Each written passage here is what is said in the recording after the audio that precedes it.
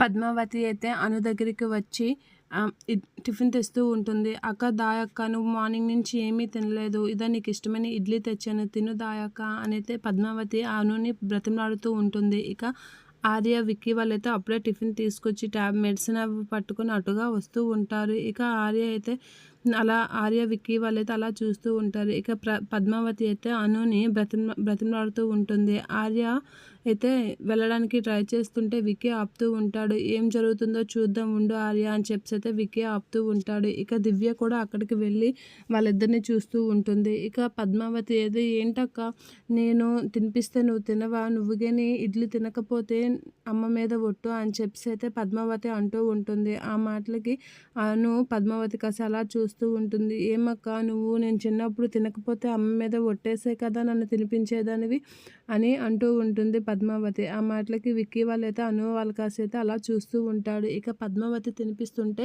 అను తినాలా వద్దని ఆలోచిస్తూ తింటూ ఉంటుంది. ఇక పద్మావతి తినిపించిన ఇడ్లీ తినడం చూసి దివ్య అయితే షాక్ అవుతూ ఉంటుంది. ఇక అను అయితే చాలా హ్యాపీగా పద్మావతి కాసి చూసి నవ్వుతూ ఉంటుంది. అది ఇక వాళ్ళిద్దరూ చక్కగా ఇడ్లీ తింటూ నవ్వుకుంటూ ఉంటారు. అది చూసి విక్కీ అయితే చాలా హ్యాపీగా ఫీల్ అవుతూ ఉంటారు. ఇక వీళ్ళిద్దరి మధ్య మనస్పర్ధలు తగ్గిపోయేవని అయితే అనుకుంటూ ఉంటాడు. అను కూడా చాలా హ్యాపీగా, ఆర్య కూడా చాలా హ్యాపీగా ఫీల్ అవుతూ ఉంటాడు. ఇక పద్మావతి వాళ్ళిద్దరైతే చాలా హ్యాపీగా, అను పద్మావతి కూడా చాలా హ్యాపీగా తింటూ ఉంటారు.